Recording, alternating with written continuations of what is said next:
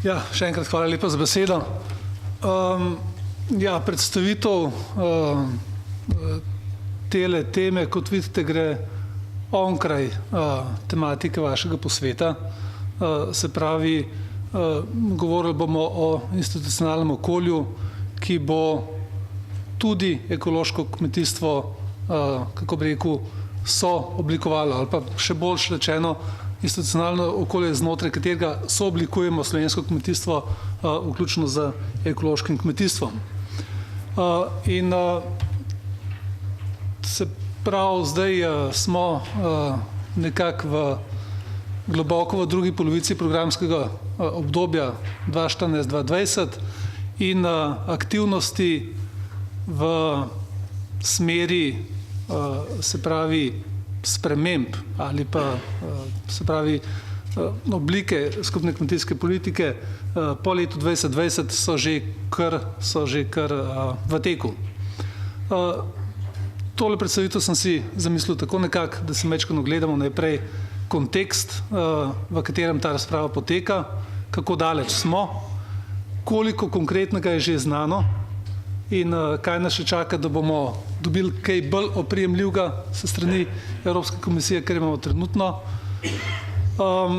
Namreč tisto, kar imamo v rokah, je sporočilo Evropske komisije, ki je izšlo konec novembra, ki daje že neke konture prihodnje organiziranosti skupne kmetijske politike in pač verjamem, da vsaj nekateri od vas ste bili na javnih predstavitvah, ki jih imelo Ministrstvo za kmetijstvo, tudi predstavniki Evropske komisije so bili med nami in nam ta dokument predstavili.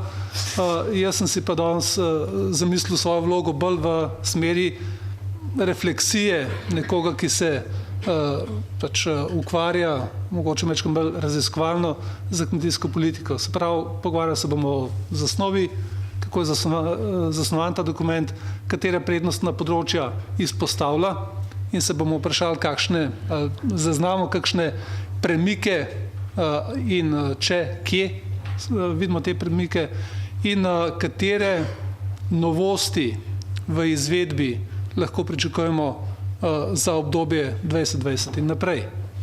In seveda vse to se vzamemo za popotnico, da se vprašamo, kateri so tisti izzivi, na katere se moramo pripraviti v Sloveniji v zvezi z prihodnjo ureditvijo SKP. Zdaj pa takole, kontekst. Zdaj časovnica te javne razprave gre nekako že v drugo leto. Kot veste, je lani takle čas že potekala javna razprava, ki jo je odprla Evropska komisija, kjer ste lahko tudi sami sodelovali. 100 udeležencev dejansko iz Slovenije je odgovarjalo na, se pravi, anketo Evropske komisije o posodobitvi in poenostavitvi skupne kmetijske politike. In to javno razpravo je prišlo res veliko odgovorov, 320 000. Mislim, da bo kolegica dr. Slabetova več o tem povedala, namreč znotraj tega je 260 000 bilo samo odgovorov znotraj kampanje, ki se je poimenovala Living Land Campaign in ki združuje civilno-družbene organizacije z, bom rekel, širšega področja varovanja okolja, ekološkega kmetijstva in podobno. No in tudi rezultati te javne razprave so se odrazili v dokumentu, ki ga je pripravila Evropska komisija, kjer podaja, kot pravim, določene konture prihodne ureditve kmetijske politike. In zdaj smo nekako v, bom rekel, fazi prebavljanja tega dokumenta. Se pravi, na politični ravni so tukaj pač svet kmetijskih ministrov, ki je o tem razpravljal v decembru, šefi držav članic so zdaj februarja, je bila ta tema odprta. Kot pravim, je tudi intenzivno obveščanje po državah članicah seznanjanje s tem dokumentom poteka. Ena taka večja prireditev je bila recimo 24. januarja v Ljubljani. Zdaj, kaj nas pa še čaka? Najprej tisto glavno, se pravi, kakšen bo finančni okvir, znotraj katerega se bo skupna kmetijska politika gibala. En tak zelo ambiciozen načrt, bomo videli, a je dejansko uresničljiv, je, da se pravi, Evropska komisija bo verjetno dala predlog večletnega finančnega okvira v maju. Vprašanje pa je, koliko časa bo na politični ravni potem bodo ta pogajanja potekala. Možnost je, glede na to, da prihajamo v volilno leto 2019, se pravi volilno leto Evropskega parlamenta, komisija se takrat zamenja, da se bo ta proces nekoliko zavlekel. Zdaj namreč, se pravi, po prvotni časovnici so zakonodajni predlogi predvideni letos poleti, upajmo, da bo do tega res prišlo. Razprava, ki jo zaznavamo iz tega sporočila komisije, je taka, da se je težko ne strinjati pravzaprav z leporečjem, ki je v tem dokumentu, je pa, se pravi, ta razprava zelo načelna in konkretnosti lahko iščemo kvečem med vrsticami. Kot sem že rekel, imamo tukaj nejasnost glede finančnega okvira, imamo šibko Evropsko komisijo, že tako razmeroma šibko, pa še v iztekanju mandata, in imamo Evropsko unijo z številnimi, bom rekel temu, družinskimi problemi, v smislu odhajanja ene od članic in s tem, da med državami članicami so zelo različni pogledi glede skupne organiziranosti. Zdaj, to sporočilo komisije, o katerem lahko danes govorimo kot najbolj konkretnem dokumentu, ki je do zdaj prišel s strani evropskih institucij, bi za začetek podal naslednjo oceno. Zdaj, to vrstnega redosleda, da najprej pač pride sporočilo komisije, potem proračun, potem zakonodajni predlogi, to je en tak utečen proces, že od leta 1997 pravzaprav ob vsakem začetku programskega obdobja je proces enak. Tokratni dokument, moram reči, da nekako prelamna za dosedanjo prakso, kjer so bili predlogi Evropske komisije precej bolj konkretni kot tokrat. Tokrat, se pravim, so predlogi zaenkrat zelo, zelo načelni.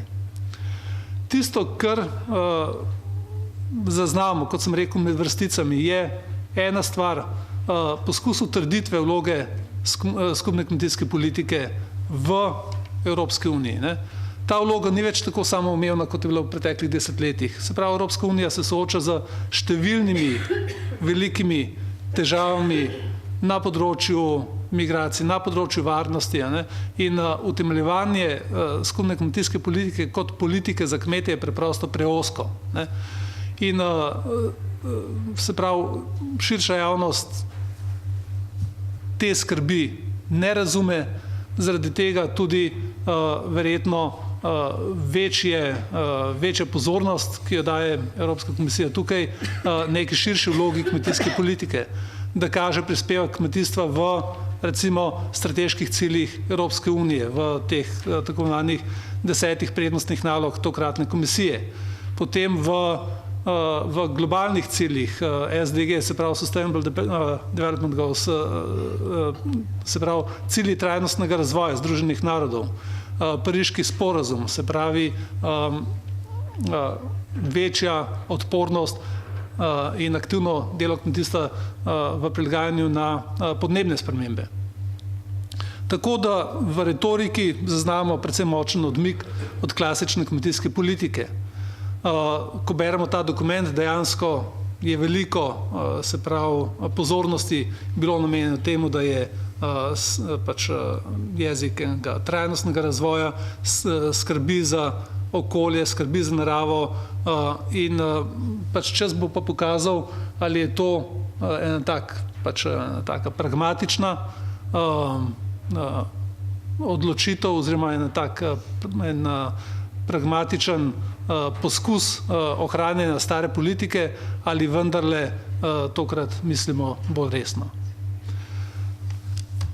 Kot vedno z vsakim ciklusom skupne kmetijske politike se moramo navaditi nekega novega žargona, nekih novih pojmov.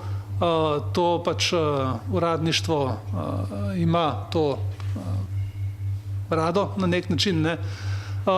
Naša naloga pa je, da znotraj tega žargona poskusimo zaznati, kje gre za novo pojmovanje starih stvari, kje gre pa za dejanske novosti. Nekateri poudarki, tukaj sem jih dal v navednice, kot so upravljanje s tveganji v kmetijstvu, ki jih ta dokument bolj jasno izpostavlja kot v preteklih, recimo, ureditvah skupne kmetijske politike. Precej je izpostavljen tudi skrb za potrošnika in vitalno podeželje, ampak ostaja, kako bom rekel, bolj na retorični ravni. Dokument izpostavlja posamezna prednostna področja. Kot pravim, vrstni red je pomemben in znajti se je treba, katere stvari so dejansko nove. Prva zadeva, ki jo izpostavlja, je podpora znanju in inovacijam. Tukaj je dejansko tudi, se pravi, kmetijstvo in ekološko kmetijstvo tukaj, ki je zelo intenzivno v smislu tega, koliko znanja preteklih generacij in novih znanj se vlaga v proizvodnjo, je tukaj, bom rekel, en tak forerunner, eden od propulzivnejših vej kmetijstva. Se tega zavedate, pomena znanja. Razlike med državami članicami so tukaj zelo velike. So države članice za učinkovitim prenosom znanja, novih tehnologij, digitalizacije, uvajanje digitalizacije v kmetijstvo, učinkovitejših oskrbnih verig in podobno. Tudi v Sloveniji zaznavamo oziroma so pozitivni premiki v to smer, ampak ne vem, če se že lahko prištevamo med države, ki imajo to, se pravi, področje dovolj razvito.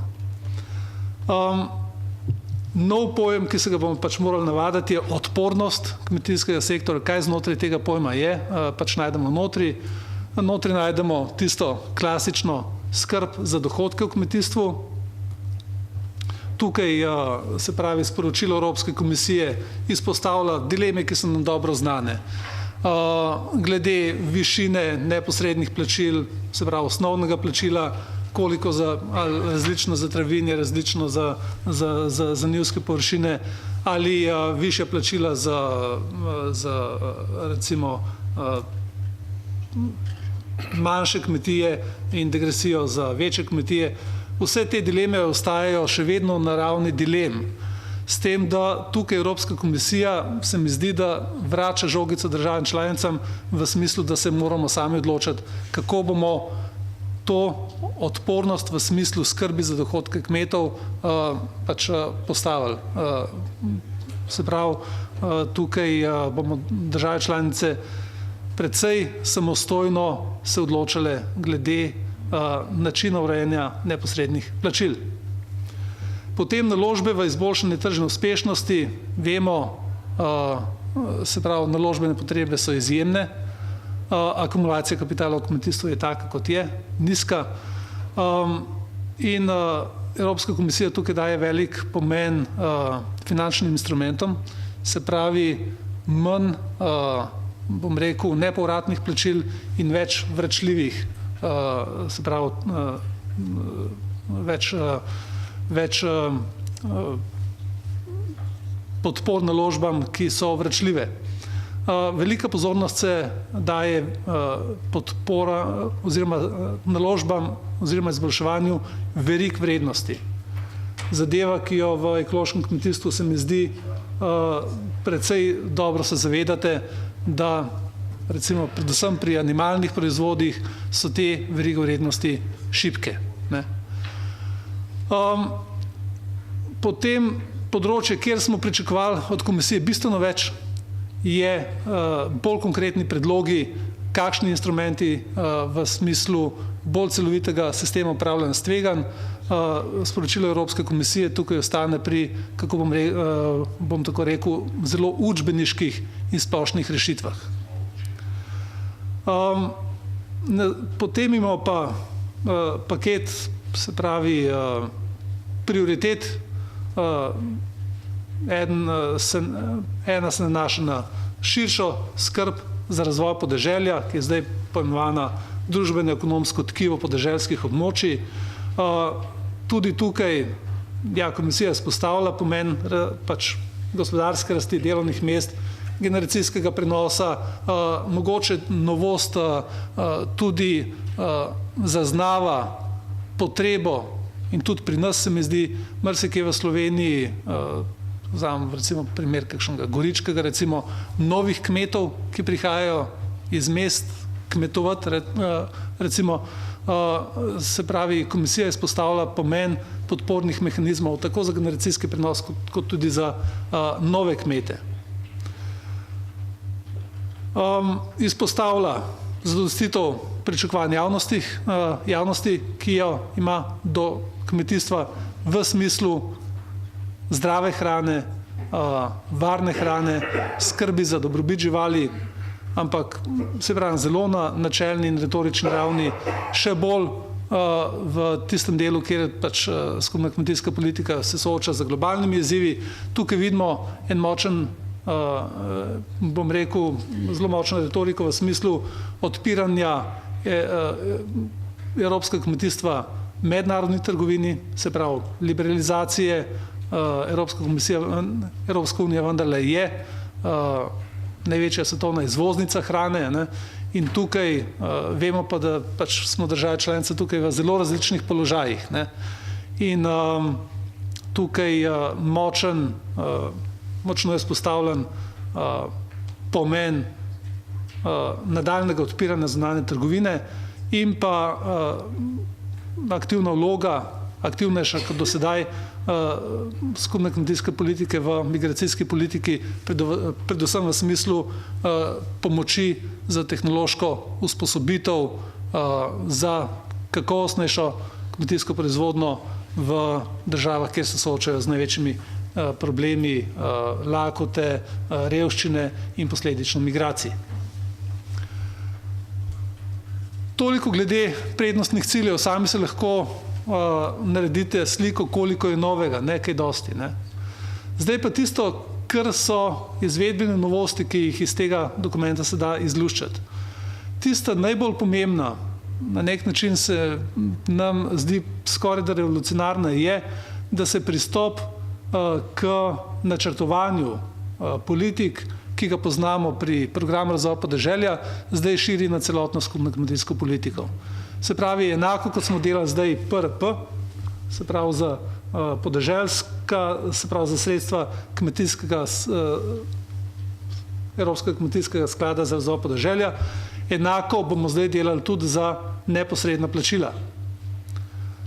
Več pristojnosti državam članicam, se pravi, tukaj se zdaj sami krojimo svojo usodo in po drugi strani ne smemo več kriviti Evropske unije, kakšne pogoje nam bo določala. Sami si jih bomo precej določali.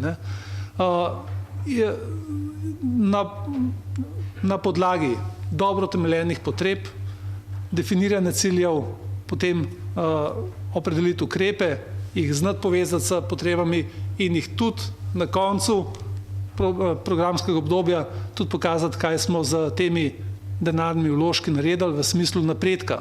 Govorimo o kazalnikih uspešnosti.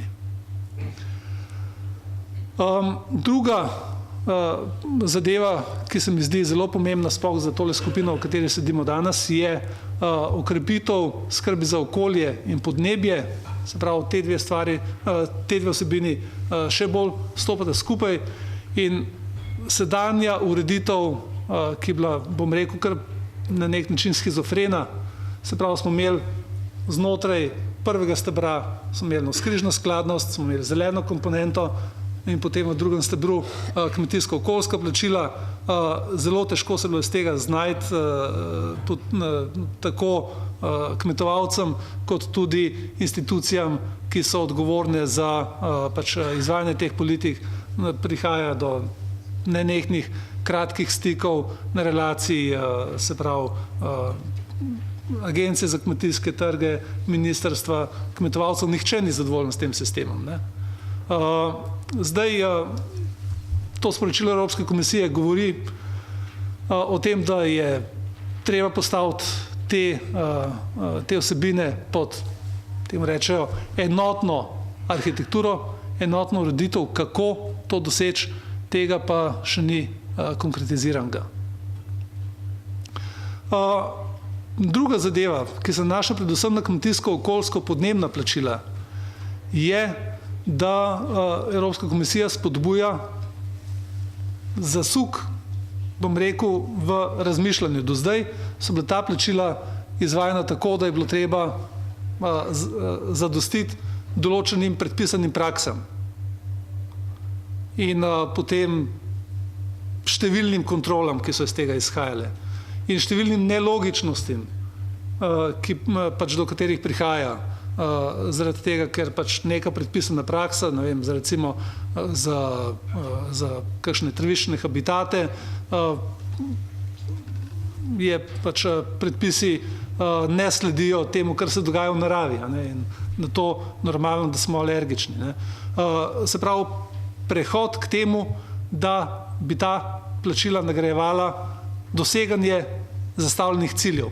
Kako jih dosegamo, je stvar kmetovalcev oziroma tistih, ki te površine upravljajo in pač bodo sami znali na podlagi svojih izkušenj in znanja presoditi, kako bodo dosegali cilje v smislu, se pravi, zagotavljanja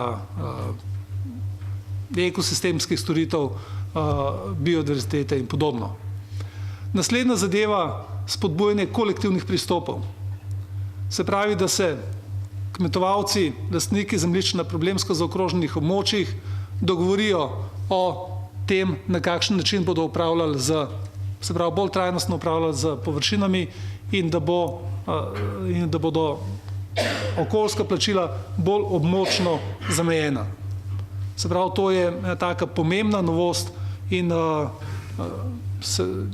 v nekaterih državah članicah, recimo Nizozemska, to izvajajo zdaj že v tem programskem obdobju, so dejansko že osnovali okoljske zadruge, ki koordinirajo kmetovalce določenega območja za izvajanje teh okoljskih storitev kmetijstva.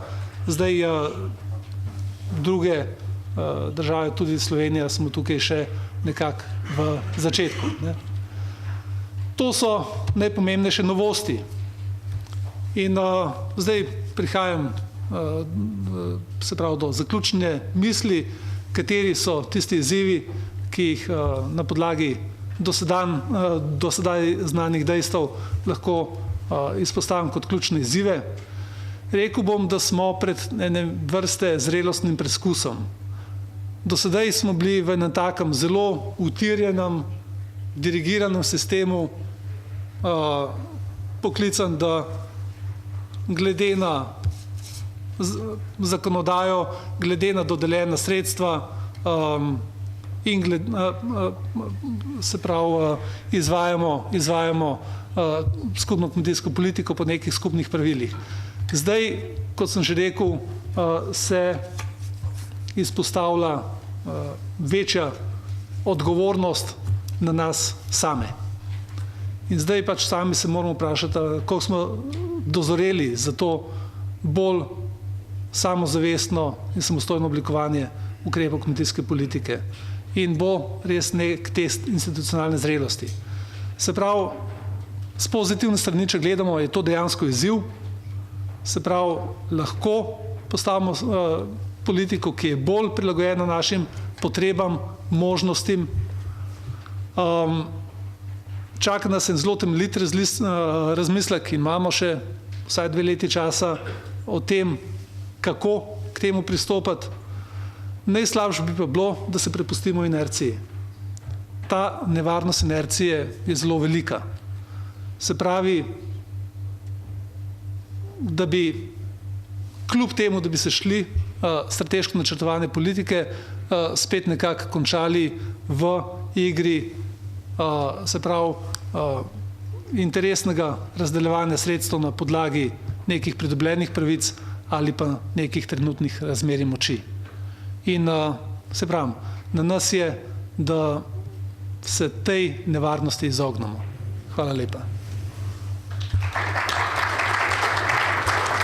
Hvala lepa.